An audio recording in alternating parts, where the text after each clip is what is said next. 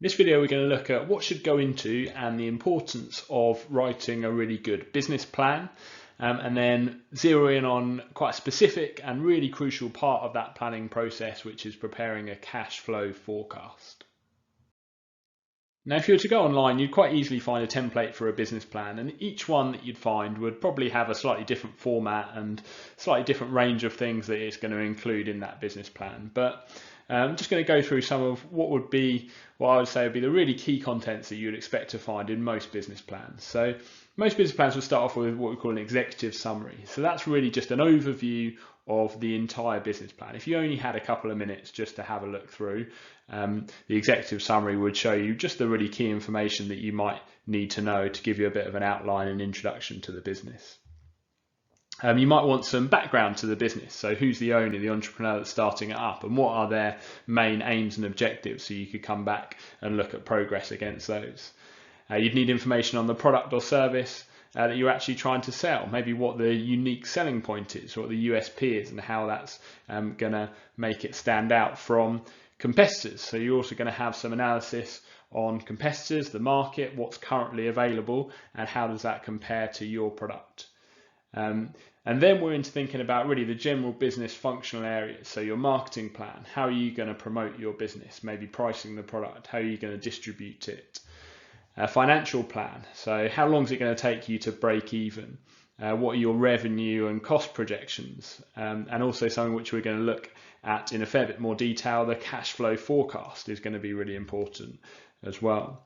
Your operational plan, so production, how many products are you going to make, and what's going to be your plan for actually producing that output. And then finally, you might also think about having a HR, human resource plan. So any staff that you might need to employ, the skills that they're going to require, how many staff that you're going to need. And so if that's what goes into a business plan, I think the next thing to think about is why bother? Why not just go in and start trying to set up and run your business straight away without any sort of a plan? And I would say the first thing is that it's a really, really useful process for the entrepreneur and for the business as a whole to think about setting clear objectives and aims, and then they can monitor their progress against those objectives. So the process of setting up aims and objectives and having a really clear plan for what you want to achieve is a really sensible thing for any entrepreneur or any business to have at the outset anyway. And perhaps even more importantly than this, it's also going to be a really useful tool to take to a bank or any other lender or investor that's thinking about putting money into the business, to show them that it is viable and that it's a business that's worth investing in, or it's a business that's going to produce the return and the profit to be able to pay back any lender in the future. So it's a really, really helpful tool in helping businesses to raise finance. And so we said that one key part of putting together a business plan is going to be to produce a cash flow forecast. So we're going to look in a little bit more detail at that now. I think the easiest way to do that is to look at an actual example of the layout of a cash flow forecast and just pick it apart a little bit and look at some of the different elements. So this is an example of a cash flow forecast. You've got 4 months here, and we are forecasting or predicting our cash inflows, so the cash that's going to be coming into the business, and our cash outflows, obviously the cash that's going to be leaving the business across that period of time. I think one important thing to note here is that cash inflows are not to be confused with revenue, and cash outflows are not to be confused with costs.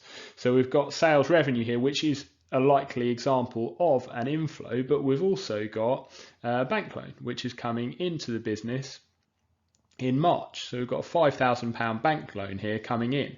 Well, that clearly is not revenue, and in fact we're actually going to have to pay that back with interest, but it is coming into the business, so it is coming in as a cash inflow.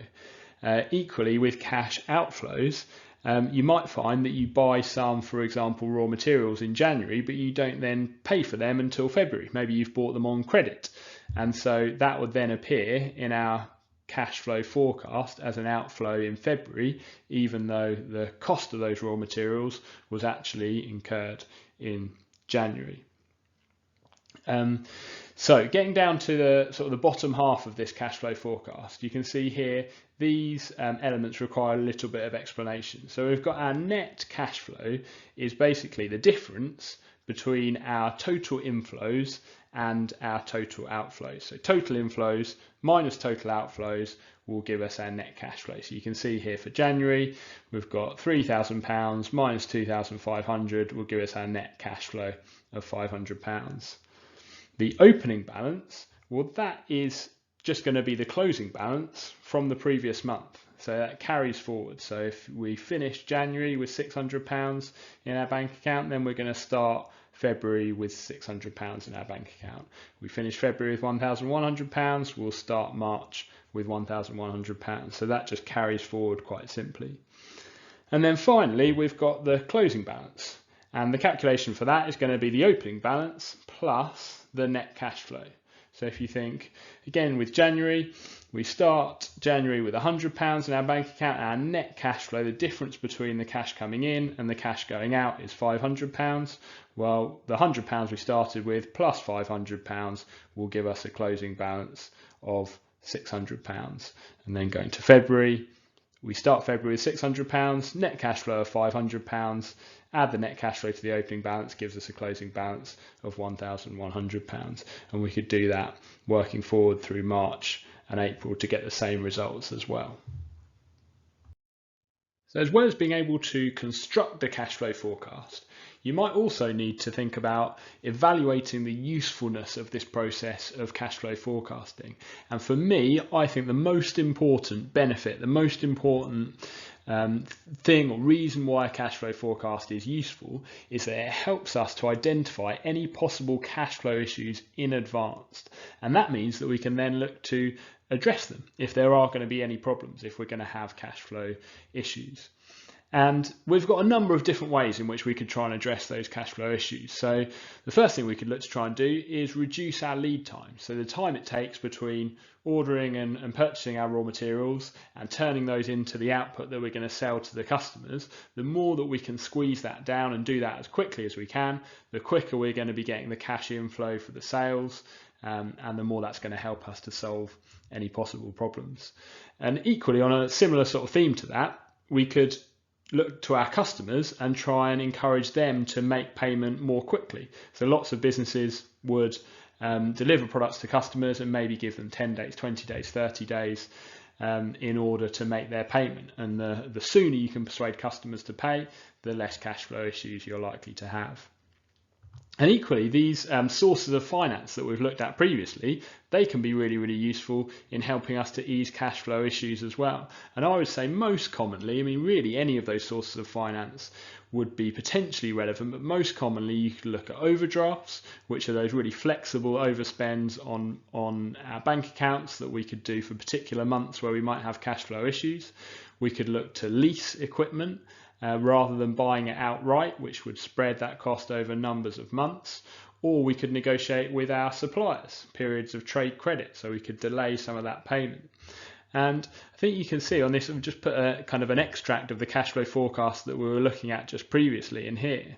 And you can see here that our closing balance at the end of February was £1,100, and then we've only actually got £1,000 of sales revenue coming in March, but then we've got all of these outflows. And so actually without this loan of £5,000 coming in March, then we would have ended up finishing March with a negative cash balance, which could have provided us with a problem. So that's just one example of how this hypothetical business might have looked ahead and got this loan out for March in order to ease those cash flow issues.